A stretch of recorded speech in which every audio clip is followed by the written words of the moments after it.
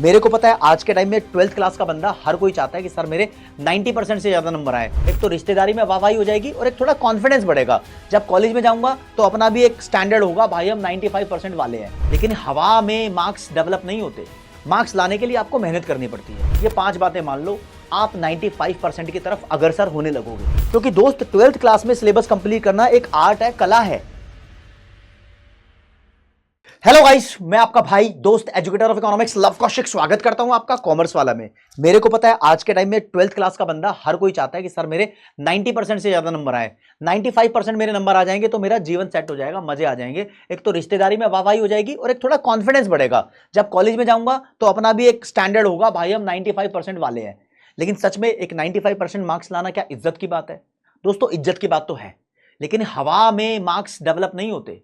Marks लाने के लिए आपको मेहनत करनी पड़ती है, और जो मेहनत करनी पड़ती है वो मैं आपको बता रहा हूं। 12th क्लास वाला बच्चा अगर मेरी 5 बातें मान लेगा, ये 5 स्टार स्ट्रैटेजी है।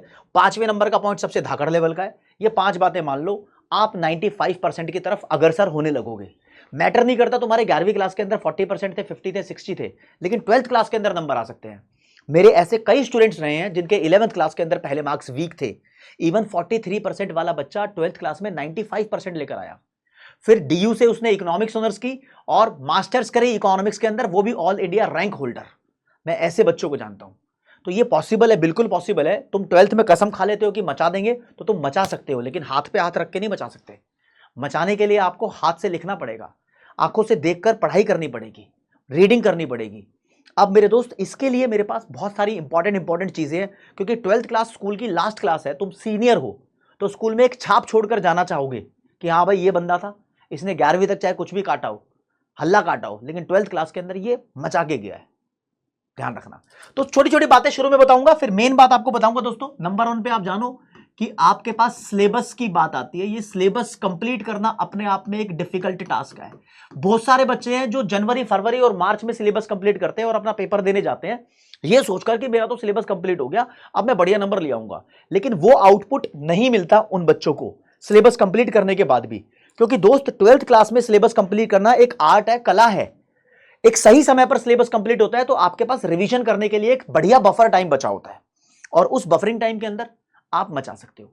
तो आई सजेस्ट कि आपका सिलेबस नवंबर दिसंबर तक कंप्लीट हो जाए। कई बच्चे मिड नवंबर में कंप्लीट कर लेते हैं, कई बच्चे मिड दिसंबर में। बस दिसंबर पार ना करो भैया, क्योंकि जनवरी के अंदर तुम्हारे स्कूल के प्री बोर्ड होते हैं।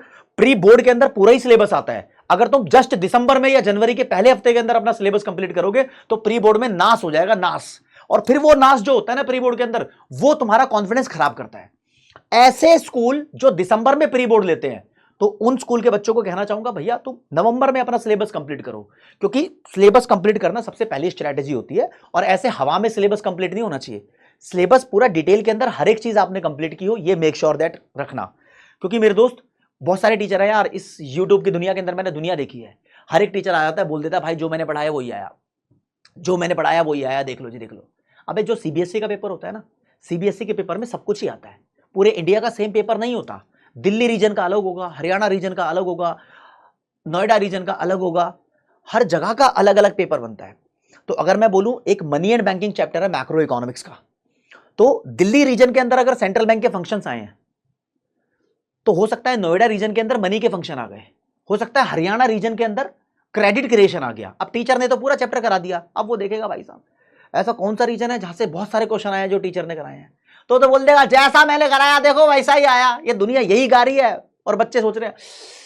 देखो भाई, मैं आपको सच्चाई बताता हूं। अब सीए का एग्जाम नहीं है जो पूरे इंडिया में सेम आएगा। अब सीए का एग्जाम पूरे इंडिया में सेम आता है। यहां मैं बोल सकता हूं कि भाई जो मैंने पढ़ाया देखो वो सारा आया, क्योंकि सबका अलग अलग पेपर नहीं था। पेपर बनाने का ही तरीका होता है। टीचर पेपर ये सोचकर बनाता है कि मैं ऐसा पेपर बनवाऊं। सीबीएसई सोचती है कि ऑलमोस्ट हर एक चीज कवर अप की जा सके, ताकि बच्चों को यह पता रहे कि भाई सब कुछ ही करना होता है। हालांकि होती है बहुत सारी चीजें इंपॉर्टेंट जो जनरली आती हैं, लेकिन आपको पूरा सिलेबस करना है, मतलब कंप्लीट सिलेबस करना है। हो सकता है सीबीएसई में दिल्ली में पूछा हो एडमिशन का क्वेश्चन अकाउंट्स में, और नोएडा रीजन में एडमिशन का आया ही नहीं, डेथ और रिटायरमेंट अलग अलग सेपरेट केस आ गए। कहीं पे कुछ भी हो सकता है भाई। तो पूरा सिलेबस इसलिए करना है, और ये अगर तुमने कर लिया तो उसके बाद आपको जाननी है रिवीजन की सही स्ट्रेटेजी। तुम सोचोगे लव सर बोल रहे हो रिवीजन कर लो, रिवीजन तो सभी करने के लिए बोलते हैं। अरे भाई मैं रिवीजन करने के लिए तो बोल रहा हूं, लेकिन रिवीजन की एक स्ट्रेटेजी बनाने के लिए बोल रहा हूं, जो सबसे इंपॉर्टेंट है, जो आपको दुनिया से अलग करती है, भीड़ से डिफरेंशिएट कर देती है। अब बच्चे क्या करते हैं ना, सबसे बड़ी गलती, जब उनका कोर्स कंप्लीट हो जाता है उसके बाद वो उसको रिवाइज करते हैं। फॉर एग्जाम्पल बिजनेस स्टडीज के अंदर 12 चैप्टर है, 12 चैप्टर जब कंप्लीट हो जाएंगे दोनों किताब के, उसके बाद मैं रिवाइज करना स्टार्ट करूंगा चैप्टर 1 से। सबसे बड़ी बेवकूफी, क्योंकि सिलेबस कंप्लीट करने के बाद अगर मैं रिवाइज करूंगा ना, तो मुझे लगेगा यार नया कर रहा हूं फिर से मैं। जब मैं फिर से ही नया कर रहा हूं तो काहे को मैं सिलेबस कंप्लीट कर गया उसके बाद रिवाइज कर रहा हूं? गलत करा मैंने। रिवीजन का सही तरीका होता है कि आपने एक चैप्टर कर लिया, उसको रिवाइज करो, फिर दूसरा चैप्टर कर लिया तो दूसरे चैप्टर को तो रिवाइज करो, साथ में पहला भी करो। अब इससे क्या होगा, जो तुम्हारा पुराना चैप्टर है ना, उसका रिवीजन टाइम धीरे धीरे कम हो जाएगा। जब आप तीसरा चैप्टर रिवाइज करोगे तो थर्ड चैप्टर के साथ आप सेकंड भी करो और फर्स्ट भी करो। अब देखना जरा, जितना टाइम आपको फर्स्ट चैप्टर को रिवाइज करने में लगा था ना शुरू शुरू में, मान लो 1 घंटा लगा था, सेकंड टाइम रिवाइज करोगे आधा घंटा लगेगा, थर्ड टाइम रिवाइज करोगे जस्ट आपको ऐसे देखना ही पड़ेगा 15-20 मिनट में। हो सकता है कि एक समय ऐसा है जब तुम 8वें चैप्टर को रिवाइज कर रहे हो तो आपको फर्स्ट, सेकंड और थर्ड इतना घटिया चैप्टर लगने लग जाए कि तुम बोलो यार कुछ भी पूछ लो टिप्स पे, तो आपको वो रिवाइज करने की जरूरत ही ना पड़े। ऐसे पक्के हो जाते हैं चैप्टर, समझे इस बात को? हाँ, अब भाई ये 2 चीजें हर कोई बता देगा आपको कि हाँ सिलेबस होना चाहिए, रिवीजन होनी चाहिए, ये तो मैंडेटरी है ही है, यानी ये आपको बचाती हैं घटिया मार्क्स लाने से। लेकिन सोने पे सुहागा, यहां से मैं मानता हूं 40% का बच्चा ये 2 बातें मान लेगा तो 60, 70, 80 अपनी कैपेबिलिटी के हिसाब से पहुंच सकता है। लेकिन 80 को 90, 90 को 100 कौन लेकर आएगा? वो लेकर आएगा तुम्हारा टेस्ट देना। बहुत बच्चे हैं जो ये गलती करते हैं, टेस्ट नहीं देते, और पेरेंट्स बच्चों को इंसिस्ट करते हैं बेटा टेस्ट दे, टेस्ट दे, टेस्ट दे। अब सिर्फ टेस्ट देना इंपॉर्टेंट नहीं है, टेस्ट का भी एक तरीका है भाई। टेस्ट देने के लिए अगर तुम सीरियस हो तो मैटर नहीं करता कि तुम्हारा कोई कोचिंग टीचर तुमसे टेस्ट ले रहा है या तुम खुद घर पे बैठ गए हो, कोई भी किताब उठा ली उसमें से टेस्ट बनाना शुरू कर दिया। सारी किताबें अच्छी होती है भाई। तो करना क्या है दोस्तों, टेस्ट भी होने चाहिए तुम्हारे स्पीड टेस्ट। इसकी बड़ी खास बात होती है। स्पीड टेस्ट का मतलब क्या होता है, आप कोई टेस्ट देने बैठो, फॉर एग्जांपल आपका यूनिट टेस्ट है, 20 नंबर का यूनिट टेस्ट है या 30 नंबर का या 25 नंबर का, ये 1 घंटे में सॉल्व होना चाहिए। तो आप टाइमिंग नोट करो, क्या आप उसको 1 घंटे में सॉल्व कर पा रहे हो? या फिर जब तुम्हारा सिलेबस कंप्लीट हो जाएगा तो तुम्हारा पेपर 3 घंटे का होता है, क्या तुम उसको 3 घंटे में सॉल्व कर पा रहे हो? आप एक 6 नंबर का क्वेश्चन लेके बैठो, फॉर एग्जांपल मैं लेके बैठा हूं भाई साहब, मैं मैनेजमेंट के फंक्शंस, 5 फंक्शंस होते हैं, पांचों को मैं क्या 15 मिनट में एक्सप्लेन कर देता हूं।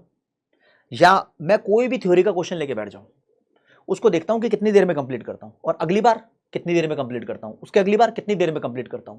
तो इससे क्या होता है ना, जब मैं बार बार अटेम्प्ट करता हूं चीजों को, तो अटेम्प्ट करने से एक तो मेरी स्पीड बढ़ती चली जाती है, और पेपर पूरा कंप्लीट करने का जो टाइम है वो रिड्यूस होता चला जाता है, क्योंकि तुम बहुत सारी प्रैक्टिस कर चुके हो टाइम को देख देख कर, तो तुम फास्ट बनते हो, फास्ट बनते हो, फास्ट बनते हो, राइट। चौथे नंबर की सबसे धाकड़ चीज है, ये मैं आखिरी में ही बताऊंगा, क्योंकि इसके बिना 90+ किसी भी सब्जेक्ट में सिक्योर करना इंपॉसिबल है, ठीक है। लेकिन बड़ी इंपॉर्टेंट चीज है, मैं आपको सक्सेस रूट बताना चाहूंगा दोस्तों। अगर तुम पढ़ाई कर रहे हो तो पढ़ाई करने का एक तरीका होता है। तरीका क्या होता है, कोई भी टीचर तुम्हें पढ़ा रहा है, चाहे ऑफलाइन पढ़ा रहा है या ऑनलाइन पढ़ा रहा है, सबसे पहले आप टीचर की बातों को सुनोगे, अंडरस्टैंड करोगे। टीचर आपको नोट्स दे रहा है तो ठीक है, नहीं दे रहा तो उसके काम को कॉपी करोगे, और टीचर नोट्स दे भी रहा हो तो भी आप मेन मेन चीजों को कॉपी करोगे, जो समझ आई हेडिंग वो कॉपी करोगे, जो नहीं समझ आई वो भी कॉपी करोगे, मेन मेन चीजें आप कॉपी करोगे, उसके बाद डाउट पूछोगे टीचर से, ठीक है। और मेरे दोस्त इसके बाद आप उसकी प्रैक्टिस करोगे। प्रैक्टिस करने का मतलब क्या होता है, जैसे हम क्लास ले लेते हैं तो उसके बाद एक डीपीपी देते हैं, उससे बच्चे प्रैक्टिस करते हैं। हो सकता है तुम ऑफलाइन पढ़ रहे हो तो टीचर को बोलो सर मेरे को कौन कौन से क्वेश्चन सॉल्व करके देखने पड़ेंगे, होमवर्क टीचर ना दे तो ले लो, हमारा तो होमवर्क ऑलरेडी होता है, मैं ऑनलाइन पढ़ाता हूं तो डीपीपी देता हूं सॉल्व करने के लिए, वही होमवर्क है, मैं ज्यादा बच्चों को उलझाता नहीं, राइट। प्रैक्टिस करने के बाद आपको एक रिवीजन करनी पड़ेगी। अब रिवीजन कैसे करें भाई, नोट से करनी है नोट से कर लो, टीचर्स के 1 शॉट होते हैं, 1 शॉट से भी आप कर सकते हो रिवीजन, ठीक है जी। इसके बाद अब आप टेस्ट देने लगो और फिर कूदो इस फाइनल एग्जामिनेशन में। यह है आपका सक्सेस रूट। अगर इसको फॉलो नहीं करोगे तो पंचर होना तय है। अब इंडिया के अंदर क्या है ना, बहुत सारे बच्चे मैंने देखे हैं, वो क्लास तो अटेंड कर लेते हैं, उसके बाद सीधा पेपर देने चले जाते हैं। ये सबसे बड़ी हाई रिस्क कैटेगरी होती है, इनको खुद नहीं पता होता ये पास होंगे या नहीं होंगे। भाई साहब क्लास में बैठे थे, ना कुछ कॉपी बनाई, ना कभी प्रैक्टिस करी, पूरे दिन क्लास के अंदर मस्ती करी, और फिर सीधा पेपर देने चले गए। इनको पता ही नहीं पास होंगे फेल होंगे, 30%, 40%, 20% कितने नंबर आएंगे। लेकिन ज्यादातर जो स्टूडेंट्स होते हैं वो इस भीड़ में होते हैं। भाई क्लास में अटेंड भी करेंगे, कभी कुछ समझ आया कभी कुछ समझ नहीं आया, चलता रहता है ये है। फिर कॉपी भी करेंगे, रजिस्टर बनाएंगे, टीचर को काम चेक करवाएंगे, कभी मन करता है कभी प्रैक्टिस कर लेंगे, कभी नहीं करेंगे। हाँ, यहां तक पहुंचे हुए बच्चे 50% 60% वाले होते हैं। आप जानते भी होंगे, जितने बच्चे वीडियो देख रहे हैं ज्यादातर कौन सी कैटेगरी से बिलोंग करते हैं, मुझे अभी कमेंट सेक्शन में बताओ कि आप कैटेगरी ए के बंदे हो, कैटेगरी बी के बंदे हो या सी के बंदे हो। ए वाला सिर्फ अंडरस्टैंड करके पेपर देने जाता है, बी वाला कॉपी भी करता है, सी वाला प्रैक्टिस भी करता है। ठीक है, अब तुम जितने ज्यादा स्टेप यहां पर फॉलो करोगे उतने ज्यादा मार्क्स आने के चांस तुम्हारे बढ़ते जाएंगे। ठीक है, कैटेगरी डी वाला रिवीजन भी करेगा, कैटेगरी ई वाला टेस्ट भी देगा, फिर पेपर तो सबको ही देना है। ठीक है, कोई कैटेगरी ओ वाला हो ना वो बताना, जो क्लास अटेंड भी नहीं करता, आधा एब्सेंट रहता है स्कूल के अंदर, फिर भी पेपर देने चला जाता है, फर्रे चलाऊ बंदा, ये मुझे बताओ। और ये बताओ अगर तुम्हारी नजर में कोई दूसरा बंदा है जो फर्रे चलाता है, अभी टैग करो, उसको भी पता लगे कि 12वीं क्लास है भाई, ये तरीका अपना ले, अभी शुरुआत है, फिर बाद में एंड खराब ना हो जाए। राइट, ये तरीका तुम्हें फॉलो करना पड़ेगा। और भाई सबसे बड़ी मैंने बात बोली धाकड़, ये धाकड़ टिप बता रहा हूं, इसको ऐसे ना गांठ मार के अपने भेजे के अंदर घुसा लेना, ये नहीं किया तो सब पंचर।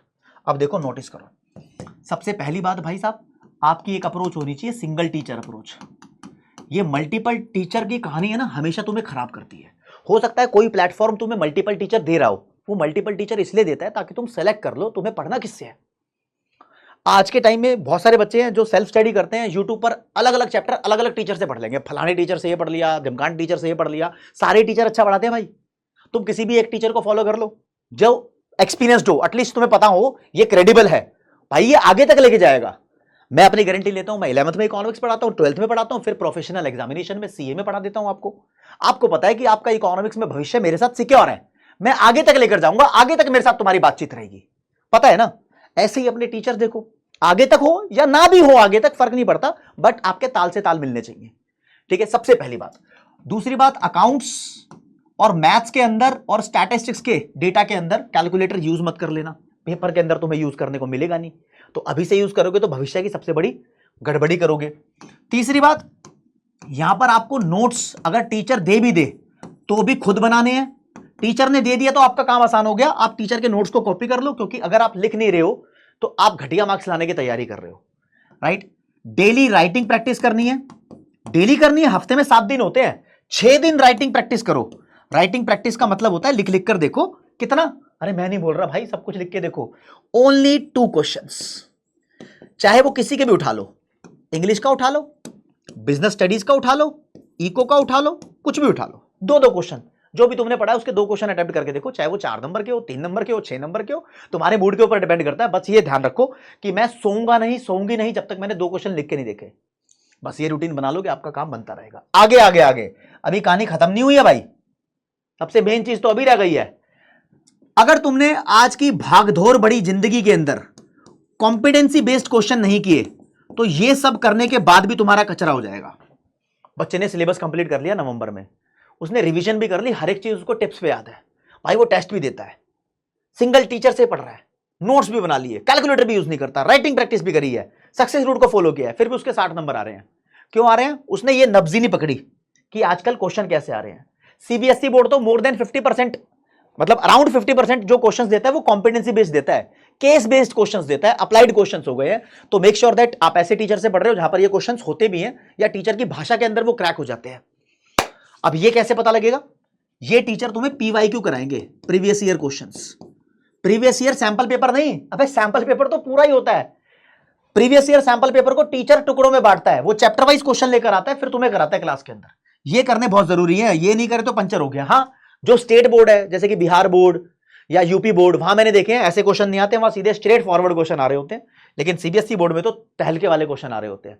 तो मेक श्योर दैट दोस्तों, ये 5 star strategy, 1 star, 2 star, 3 star, 4 star, 5 star, इसमें से कौन से नंबर की ऐसी स्ट्रैटेजी है जो तुम्हें लगता था कि तुम नहीं फॉलो कर रहे हो, अब करोगे? तो बताओ 1 2 3 4 5 कौन सी स्ट्रैटेजी आपको अच्छी लगी, और अपने दोस्तों को बता दो कि भाई साहब ये फॉर्मूला तुम्हें अपनाना ही पड़ेगा, चाहे वो सब्जेक्ट कोई भी हो, सब्जेक्ट कोई भी हो, हर जगह तुम्हें अपनाना पड़ेगा। ठीक है ना? कॉमन कॉमन बातें आपके काम आएगी। Thank you so much. जय हिंद, जय भारत, नमस्कार, धन्यवाद, bye bye everyone, love you all.